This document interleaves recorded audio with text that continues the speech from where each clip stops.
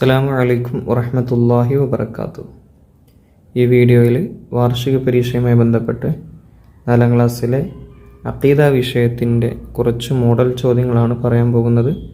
എല്ലാവരും വീഡിയോ മുഴുവനായി കാണുക, അതുപോലെ നിങ്ങളുടെ കൂട്ടുകാരിലേക്കൊന്ന് ഷെയർ ചെയ്ത് കൊടുക്കുക. നമുക്ക് നേരെ പ്രവർത്തനങ്ങൾ നോക്കാം. ആദ്യ പ്രവർത്തനം യോജിപ്പിക്കാം. വലതുഭാഗത്ത് കാണുന്ന വാക്കുമായിട്ട് ഇടതുഭാഗത്ത് യോജിപ്പിക്കുക. 1. അർശിനെ ചുറ്റുന്നവർ, അവർക്ക് പറയുന്ന പേര്. അർശിനെ ചുറ്റുന്നവർ. ഇടതുഭാഗത്ത് കാണാം ഹാഫൂൻ. 2. അർശിനെ ചുമക്കുന്നവർ. അർശിനെ ചുമക്കുന്നവർ ഇടതുഭാഗത്ത് കാണാം ഹമലത്തുൽ അർശ്. 3. പുനർജന്മം. പുനർജന്മത്തിൻ്റെ അറബി വാക്ക് കാണാം ഇടതുഭാഗത്ത് അൽ ബഅസ് എന്നാണ്. 4. നമ്മുടെ നബിക്ക് മാത്രമുള്ളത്. അത് അഷ്ഷഫാഅത്തുൽ ഉളുമ. അഷ്ഷഫാഅത്തുൽ ഉളുമ നബി തങ്ങളുടെ ഷഫാഅത്തിൻ്റെ ആ പേരാണ്. അപ്പോൾ അത് എല്ലാ പരീക്ഷകളും അധികം ചോദിക്കുന്നുണ്ട്, അതൊന്ന് പഠിച്ചു വെക്കുക. അത് നമ്മുടെ നബിക്ക് മാത്രമുള്ളതാണ് അഷ്ഷഫാഅത്തുൽ ഉളുമ. അപ്പോൾ എന്താണെന്നും ആർക്കുള്ളതാണെന്നും പഠിച്ചു നോക്കുക. 5. വിശുദ്ധ ഖുർആനിൻ്റെ വ്യാഖ്യാനം. വിശുദ്ധ ഖുർആനിൻ്റെ വ്യാഖ്യാനം ഏതാണ്? അത് സുന്നത്താണ്.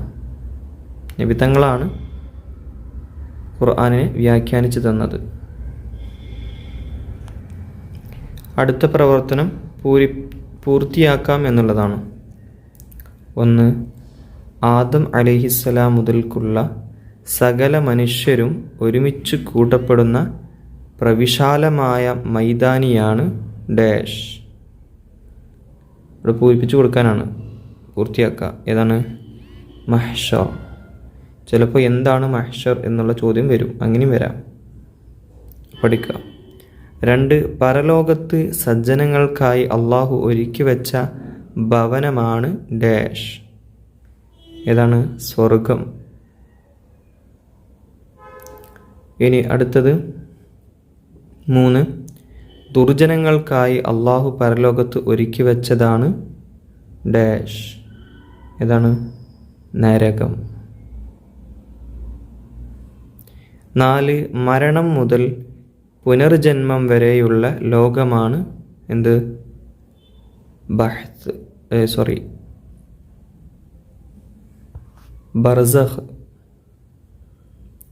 ബർസഖ്. 5. ഇസ്ലാമിൻ്റെ രണ്ടാമത്തെ അടിസ്ഥാന പ്രമാണമാണ് ഡാഷ്. ഏതാണത്? ഇസ്ലാമിൻ്റെ രണ്ടാമത്തെ അടിസ്ഥാന പ്രമാണം അത് സുന്നത്താണ്. ഇനി അടുത്ത പ്രവർത്തനമാണ് ഉത്തരം എഴുതാമെന്നുള്ളത്. 1. സജ്ജനങ്ങൾ സിറാത്ത് കടക്കും എങ്ങനെ? നല്ലവരായ ആളുകൾ സിറാത്ത് എങ്ങനെയാണ് കടക്കുക? അതിൻ്റെ രൂപം. ഉത്തരം: സജ്ജനങ്ങൾ അവരുടെ സൽക്കർമ്മത്തിൻ്റെ സ്ഥിതി അനുസരിച്ച് വേഗത്തിൽ അത് വിട്ടുകടക്കുന്നു. 2. ബഅസ് എന്നാൽ എന്ത്? ബഅസ് എന്നാൽ ഇസ്രാഫീൽ അലൈഹിസ്സലാം രണ്ടാമതായിട്ട് സൂറെന്ന കാഹളത്തിൽ ഓതുമ്പോൾ ലോകാരംഭം മുതൽ അവസാനം വരെ ഉണ്ടായ മുഴുവൻ ജീവികളും ഹയാത്താകും. ഇതിനാണ് അൽ ബഅസ് എന്ന് പറയാം. ചിലപ്പോൾ അതിൻ്റെ അർത്ഥമായിരിക്കും ചോദിക്കുക. പുനർജന്മം എന്നാണ് ബഅസിൻ്റെ അർത്ഥം കേട്ടോ. ബഅസാണ്, ബഅസല്ല, ബഅസ്. ചോദ്യം 3. ഖബറിൽ വെച്ച് മലക്കുകൾ ചോദിക്കും എന്തിനെക്കുറിച്ചെല്ലാം? ഖബറിൽ വെച്ചിട്ട് എന്തിനെക്കുറിച്ചൊക്കെ അള്ളാഹു ചോദിക്കും? ഉത്തരം: അവൻ്റെ റബ്ബിനെക്കുറിച്ചും ദീനിനെക്കുറിച്ചും നബിയിലേക്ക് ചൂണ്ടി അതാരാണെന്നും മറ്റും ചോദിക്കും. ഇനി അടുത്ത ചോദ്യം 4. സുന്നത്ത് എന്നതിൻ്റെ ഭാഷാർത്ഥം എന്ത്? സുന്നത്തിൻ്റെ ഭാഷാർത്ഥം എന്തൊക്കെയാണ്? സുന്നത്തിന് ചര്യ, മാർഗം, നടപടിക്രമം എന്നൊക്കെ അർത്ഥങ്ങളുണ്ട്. 5 എന്തിനാണ് അള്ളാഹു കിതാബുകൾ ഇറക്കിയത്? അള്ളാഹുവിൻ്റെ വിധിവിലക്കുകൾ നമുക്ക് അറിയിച്ചു തരാനായി.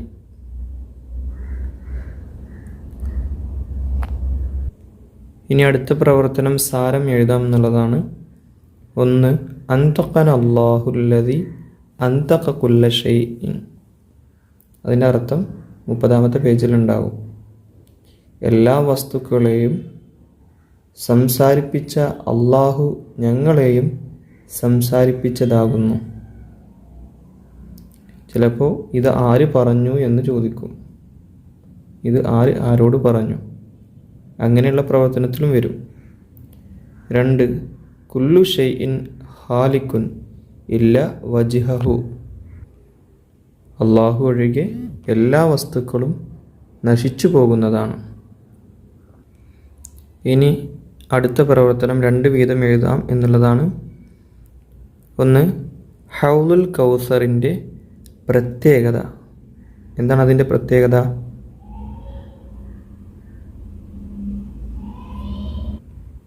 അത് പാലിനേക്കാൾ വെളുത്തതും തേനിനേക്കാൾ മധുരമുള്ളതാണ്. വേറെ കസ്തൂരിയേക്കാൾ വാസനയുള്ളതാണ്. അതുപോലെ പാത്രങ്ങൾ നക്ഷത്രങ്ങളുടെ എണ്ണത്തേക്കാൾ അധികരിച്ചതാണ്. അതുപോലെ വേറെ പ്രത്യേകത, അതിൽ നിന്നും കുടിച്ചവർക്ക് ഒരിക്കലും ദാഹം ഉണ്ടാവുകയില്ല. 2. ഖിയാമത്ത് നാളിൻ്റെ തൊട്ടടുത്ത അടയാളങ്ങൾ. അത് വളരെ ഇമ്പോർട്ടൻ്റ് ആണ്. കാരണം അധിക പരീക്ഷകളും ചോദിച്ചിട്ടുണ്ട്. 10 അടയാളങ്ങൾ പറയുന്നുണ്ട് പാഠഭാഗത്ത്, 10-ാമത്തെ പാഠത്തിൽ. 1. ഇമാം മഹ്ദി വരൽ. 2. ദജ്ജാലിൻ പുറപ്പെടൽ. 3. ഈസാ നബി അലൈഹിസ്സലാം ആകാശത്തു നിന്നും ഇറങ്ങി വരൽ. 4. ഈസാ നബി അലൈഹിസ്സലാം ദജ്ജാലിനെ കൊല്ലൽ. 5. യഅ്ജൂജ് മഅ്ജൂജ് പുറപ്പെടൽ. 6. ദാബത്തുൽ അർള് എന്ന അത്ഭുത മൃഗം പുറപ്പെടൽ. 7. സൂര്യൻ പടിഞ്ഞാറു നിന്ന് ഉദിക്കൽ. 8. അതിഭയാനകമായ ഒരു തീ പുറപ്പെടൽ. 9. പരിശുദ്ധ കഅബ പൊളിക്കപ്പെടൽ.